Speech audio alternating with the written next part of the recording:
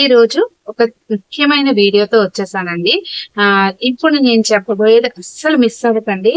మనకి సెప్టెంబర్ నెలలో మొదటి శుక్రవారం రోజు 3 విశేషమైన పూజలు కలిసి వచ్చిన రోజండి.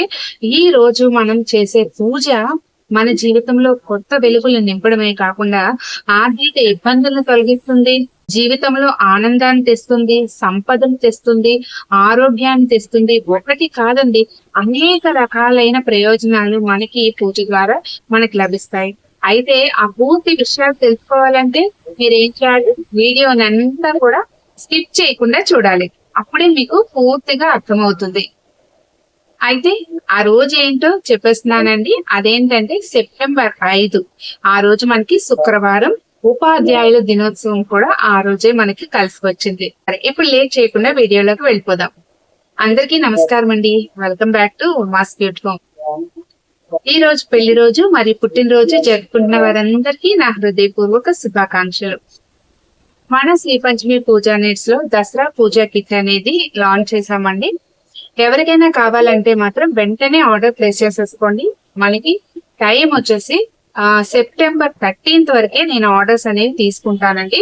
ఎందుకంటే మనం డిస్పాచ్ చేయడానికి టైం వచ్చేసి 4 to 10 వర్కింగ్ డేస్ లో డెలివరీ మీకు అందుతుంది అనమాట ప్రోడక్ట్. అందుకని అంటే ఒక 10 days ముందైనా మీరు ఆర్డర్ ప్లేస్ చేసుకుంటేనే మీకు ఎలాంటి ఇబ్బంది లేకుండా పూజను అనేది చేసుకోగలుగుతారు. మీరు టెన్షన్ ఉండదు, నాకు టెన్షన్ ఉండదు అనమాట. ఆల్ ఓవర్ ఇండియా షిప్పింగ్ అనేది అవైలబుల్ ఉందండి. ఇంకా డీటెయిల్స్ కావాలంటే స్క్రీన్ మీద నంబర్ కి వాట్సాప్ చేస్తే నేను మీకు అక్కడ రిప్లై ఇస్తాను. అలాగే పూజా కిట్టే కాదండి, అనేక రకాల పూజా సామాగ్రి అందుబాటులో ఉంది. సరే లేట్ చేయకుండా వీడియోలోకి వెళ్ళిపోదాం. మనకి సెప్టెంబర్ 5 అంటే సెప్టెంబర్ మొదటి శుక్రవారం అన్నమాట. సెప్టెంబర్ నెలలో వచ్చే మొదటి శుక్రవారం. అలాగే ఆ రోజు శ్రవణ నక్షత్రం, అలాగే ఆ రోజు ప్రదోషం. మనం శుక్రవారం అనగానే నార్మల్ గా ఎవరిని పూజిస్తాం? ఆ మహాలక్ష్మీదేవిని. కానీ ఆ రోజు శ్రవణ నక్షత్రం మహావిష్ణువు జన్మ నక్షత్రం. ఆ రోజు మనం లక్ష్మీ నారాయణని పూజిస్తే గనక మనకి అద్భుతమైన ఫలితాలు మనకు కలుగుతాయి. ఇప్పుడు నార్మల్ గా మనం చూసుకోండి, మనకి మామూలు రోజుల కన్నా మన పుట్టిన రోజున మనల్ని ఎవరు ఏమనరు. అలాగే మనం ఏది కోరితే అదనేది ఎదుటి వాళ్ళు ఇచ్చేస్తారు. అలాగే ఎదుటి వాళ్ళు ఏం కోరినా కూడా మనము కాదనకుండా చేసేస్తూ ఉంటాం. అంటే పుట్టినరోజు అంటే అదొక సంతోషకరమైన రోజు. ఆ రోజుని లక్ష్మీ నారాయణ శ్రవణ నక్షత్రం రోజు మహావిష్ణువుని అలాగే లక్ష్మీ అమ్మవారిని పూజించి మన కోరికలు ఏంటో చెప్పుకుంటూ తప్పకుండా నెరవేరుతాయి. అలాగే ఆ రోజు ప్రదోషం. ప్రదోషం అంటే ఆ పరమేశ్వరుడి యొక్క అనుగ్రహం కోసం చేసే ప్రదోష పూజ. ఇది మనకి నెలలో 2 ప్రదోషాలు వస్తాయి. ఒకటి శుక్లపక్షంలో వచ్చేది, అలాగే కృష్ణపక్షంలో వచ్చేది. సరే, ముందుగా మనం శుక్రవారం ఉదయం పూజ ఏ విధంగా చేసుకోవాలి, ఎలాంటి దీపారాధన చేస్తే మనం అనుకున్న కోరికలు తీరుతాయి, ఆర్థిక పరమైన ఇబ్బందులు తొలుగుతాయి అనే విషయం ముందు తెలుసుకుందాం. శుక్రవారం రోజు మార్వాడీలు పాటించే పూజా విధానాన్ని ఆల్రెడీ నేను వీడియో షేర్ చేశాను. దానికైతే చాలా మంచి రెస్పాన్స్ వచ్చిందండి.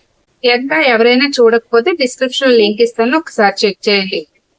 ఆ శుక్రవారం రోజు ఆ విధమైన పూజా విధానాన్ని పాటిస్తూ ఆ రోజు మనం అమ్మవారికి ఎంతో ఇష్టమైన పంచకావ్య దీపాన్ని వెలిగించడం, ఉప్పు దీపాన్ని వెలిగించడం చాలా మంచి ప్రయోజనాలను ఇస్తుంది. ఆవు నుంచి వచ్చే 5 రకాలతో తయారు చేసిన ఈ పంచకావ్య దీపాన్ని ఎవరైతే వెలిగిస్తారో వాళ్ళ ఇంట్లో సిరి సంపదలు తొలతూగుతాయి.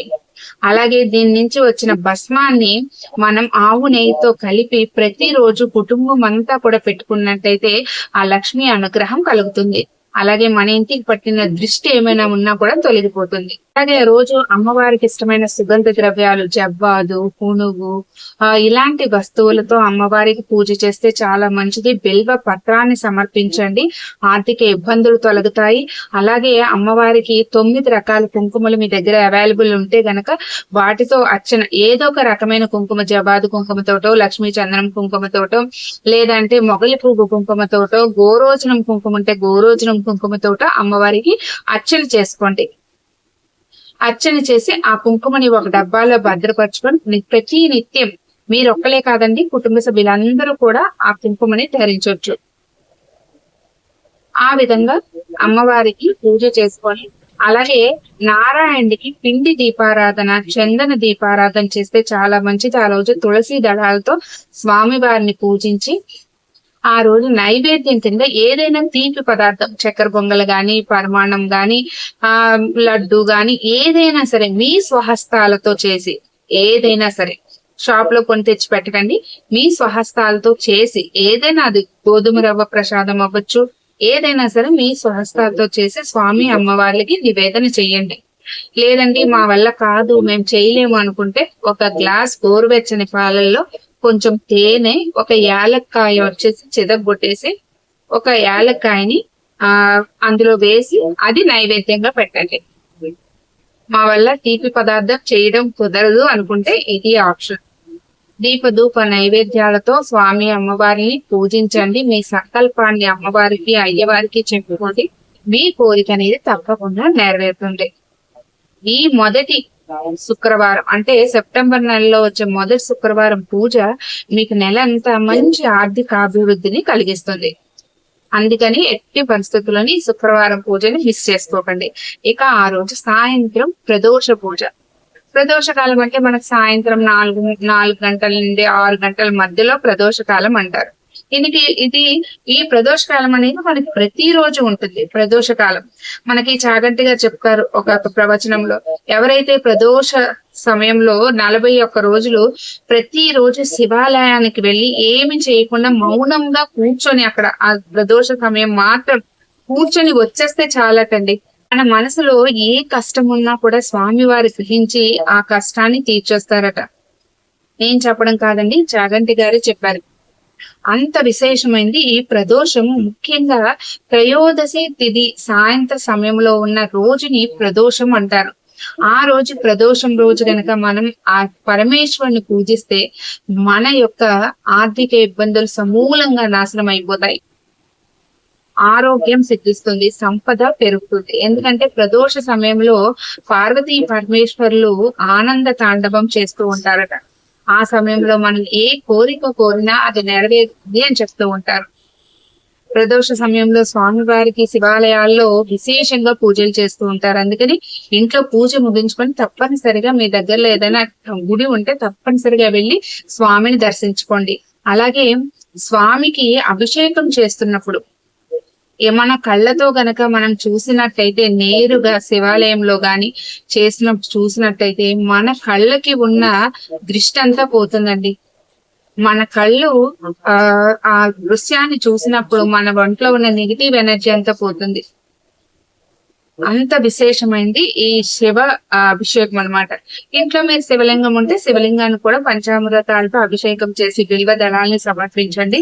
అలాగే లేదు అంటే విభూతితో అభిషేకం చేయండి. శ్వేతాక్షితల్ని మీరు స్వామి వారికి సమర్పించండి. నైవేద్యం కింద పళ్ళు ఏది సమర్పించినా స్వామి వారు స్వీకరిస్తారు.